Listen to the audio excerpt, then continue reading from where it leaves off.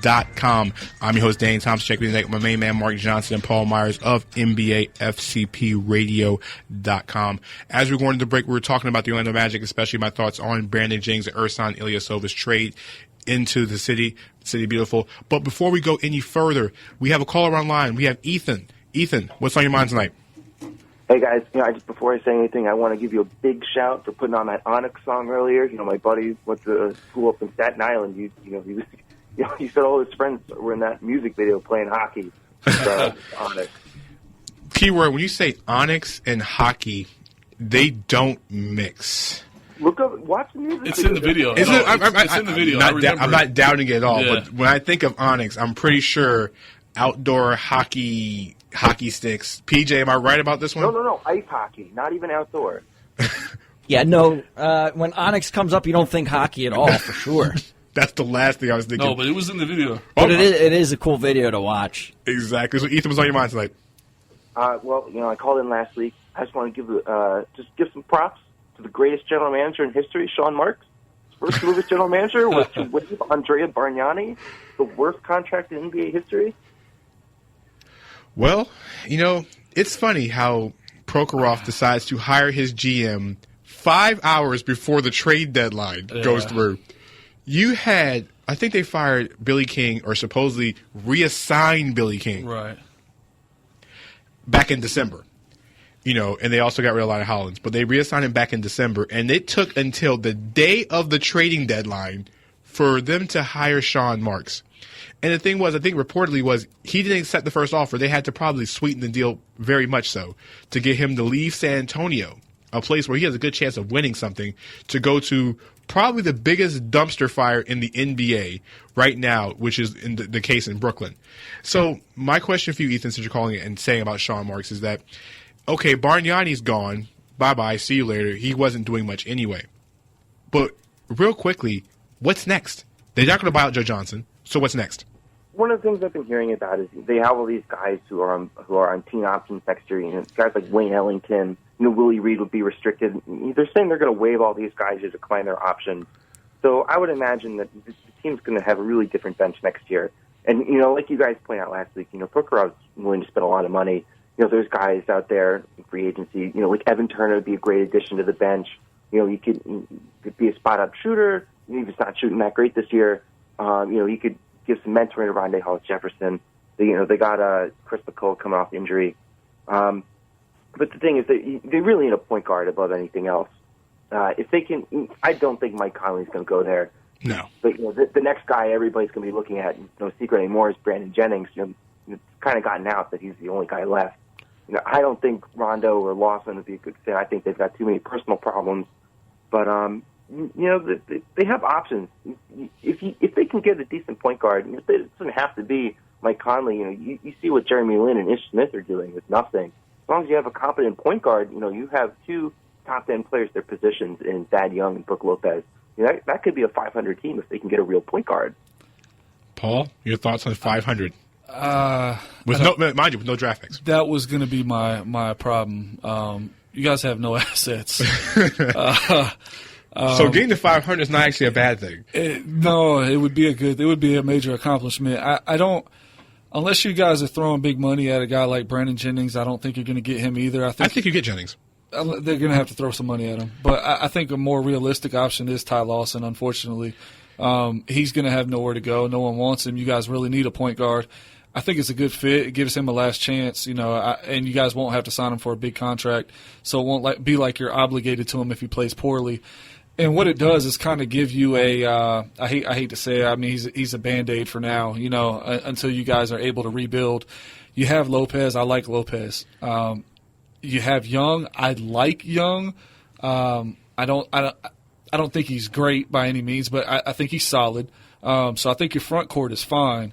I really like Hollis Jefferson. I think he's going to be a good player.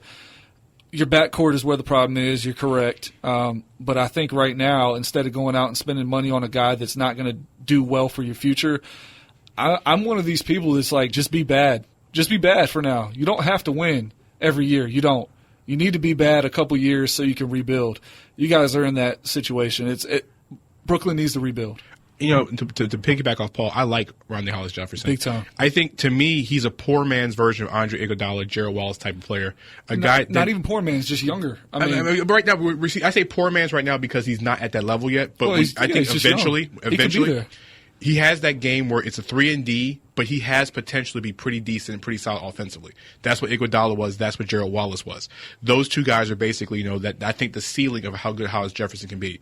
Now, the only question with Brooklyn is that I don't know necessarily if you have to go after Mike Conley, but in some cases, you go back to maybe 7, 8, 9 years ago, look at the Toronto Raptors, how they made the playoffs. They didn't have a superstar point guard, but they had 2 point guards that played very well together.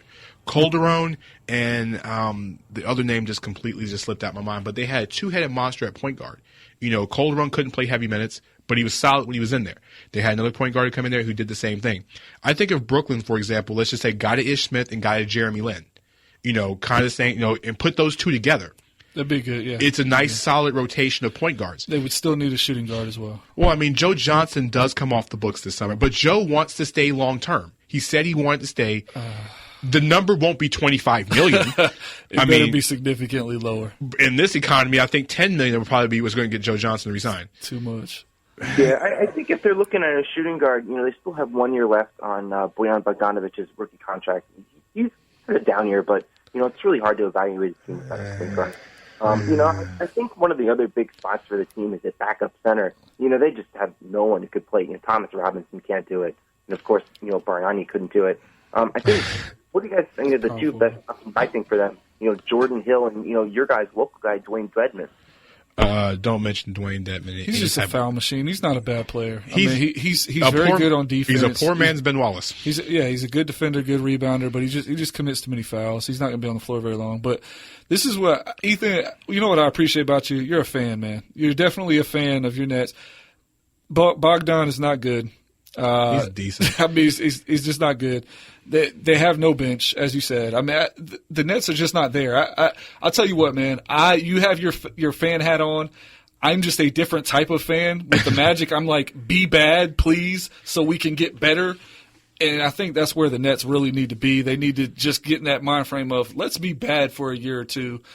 Right now they have no assets, but next year they'll have their pick. The year after they have the pick, just be bad for a couple years, get some good draft picks in there, throw a little money at some free agents, and bam, you're right back in the playoffs. Exactly. Ethan, and, you got something coming up on NBAFCPRadio.com. You're talking about the Brooklyn Nets. What's your next piece coming up on the website about the Nets? I am writing about the Brooklyn Nets actually upcoming free agency period. So a lot of the guys I mentioned are going to be someone I take a look at and see how they fit in. Nice. If you took a look at Ethan's first article, thanks, Ethan, for calling in. That's Ethan Joseph. He's also one of the writers on NBAFCPRadio.com. He broke down basically what was going down in Brooklyn, and it was a very, very informative piece, very well thought out, well put together. So check out his second piece. He says he's got something going on with free agency coming up. So for Nets fans especially, in me and Paul's eyes, and Mark's eyes probably too, it's bad. I mean, it's almost Sixer bad. It's the Nets are really bad right now. Yeah, it's real bad for the Nets, but let me say something real quick. This is when, your new GM, Sean Marks, right? For Brooklyn's case, you got to put your GM hat on, right? Teams sell these second-round picks all the time. They sell them, right? Yeah. Late first rounders, because they want cap space. Late first rounders. Buy them. Yeah, you have the richest owner in the NBA. They sell late first-round picks. They sell second-round picks. Buy them all and then draft well. Too bad they can't buy. That's all you have to do. Well, my thing for this draft, now I'm not talking about, listen, you're probably not going to get a stud late, but this draft is deep to the point where you can get a quality player, a bench player, in the late first round, second round. I mean, there's going to be guys that, again, as Mark said, if you scout well, you can get a solid player later in this draft. It's deep that way. Or you can get one of those guys who slid, a la Bobby Portis last year. There's going to be somebody like that. Somebody's going to slide. Absolutely. And Brooklyn, if they buy enough picks, can be enough to do that. And besides, any late first rounder or early second rounder is a lot better than Shane Larkin. Yes. And I'm just saying, listen, it's a number of guys, who went late in the first round and early in the second round and turned out to be players. This same thing can happen again. You just have to be on your game. That's right. Well, here's a question, guys, as we go to break. Last night, the Cleveland Cavaliers got blown out by the Detroit Pistons. Before that, been playing well. It's really strange with the Cavaliers. The Detroit Pistons are one of those teams that, are an enigma because they are superly talented. Now they have Tobias Harris on the roster, and they also, they have Andre Drummond. You have Reggie Jackson. Stanley Johnson is on the roster, but he's hurt right now. You have Casey, you have Kendall Caldwell-Pope. You have a lot of talented players there. Kentavious Caldwell-Pope. You have a lot of talented players. Guys, real quick as we go to break, do you think they make a run at the final spot in the Eastern Conference playoffs? Of course. Do you think they get in, though? That's the question. It's tough. Do they? You're talking, and I said this at the beginning of the year. I thought that the East was going to be competitive at the top, which is why I had the Magic missing, which they're missing. I had Indiana in, they're in. I had Boston in, they're in. I did a pretty good job of picking the East so far. Mm-hmm. Now, I could be totally wrong by the end of the season, but I started out well so far. But you got that pack, 6, 7, 8, 9, 10. That it's gonna be close. They're gonna have to knock out a team like Chicago. They're gonna have to knock out a team like Charlotte. Charlotte's been playing well. The thing about Charlotte, I don't think they're overly talented, but I think that they've played like a team, which is very important. Which gives Steve Clifford a lot of consideration for Coach of the Year because it does. Because this team, he won't win it. I'm not saying he's win, but it gives him consideration because of the fact that he should get some votes. Because of the fact that Al Jeffers has been hurt the majority of the season between the suspension with the marijuana and also the issues with the body, and Al Jefferson's breaking down. They have drafted the same player over and over again. Michael Kidd-Gilchrist was hurt, came back for 4 games, hurt again, and is out for the rest of the season with the same injury again. Right. And if you saw the injury the second time around, it's really not a pretty injury. It wasn't even his fault this time. He had a player, I think it was Mahimi or somebody, landed on him and it's just shoulder. Unfortunate. Now you have questions on Kidd-Gilchrist. Is he going to be the guy going forward long term? Because he's had the same injury, the same part 2 times in a row. Speaking of injuries, we're going to go to break. When we come back, the Memphis Grizzlies' big center, Marc Gasol, is out with a season-ending injury. What do the Grizzlies do now? Another one I had a problem with coming at the trade deadline. We'll get into it. This is Full Court Press Radio, sponsored by SOFOELLC on Sports Talk 1080 The Team. Right back for our final segment. Shirts Just For You is a unique custom graphic apparel store. Our motto is made for you, inspired by you. We offer a variety of designs ready for purchase, or you can create your own at no additional cost. With spring just around the corner, they would like to get you prepared, whether just for yourself or for your big event, like a family reunion, bachelor or bachelorette party, or even a work function. When you buy 4 shirts, get the 5th free using the code NBA FCP Radio. Buy 4, get more at checkout. Are you looking to expand your reach and following in all platforms of media? Do you need a jumpstart in expanding your brand to all markets across the world? SOFO is here for you. SOFO means something for everyone, and they are here to help you expand your business through all platforms of media. Their experienced team is here for you to expand your brand and put you and your business in places that you would have never been before. Check them out at www.sofoellc.com or call 407-607-9862. Follow SOFOELLC on Instagram and Twitter.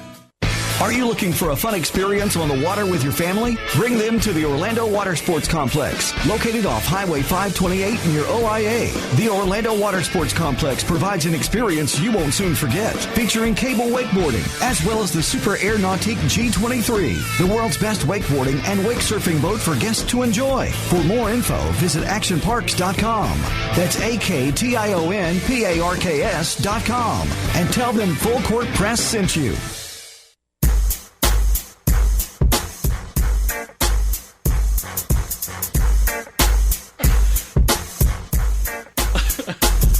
Welcome back to Full Court Press Radio, sponsored by SOFOELLC on Sports Talk 1080 The Team. I'm your host, Dane Thompson, checking with you tonight with Mark Johnson and Paul Myers of NBAFCPRadio.com.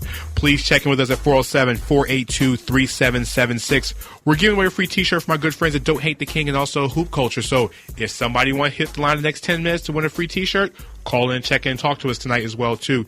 Guys, we were going into the break and we were talking about injuries, and the Memphis Grizzlies got some news today, where it came out that Marc Gasol has had season-ending foot surgery on Friday. It is now going to cost him the rest of the season, and more likely going to cost him the Olympics.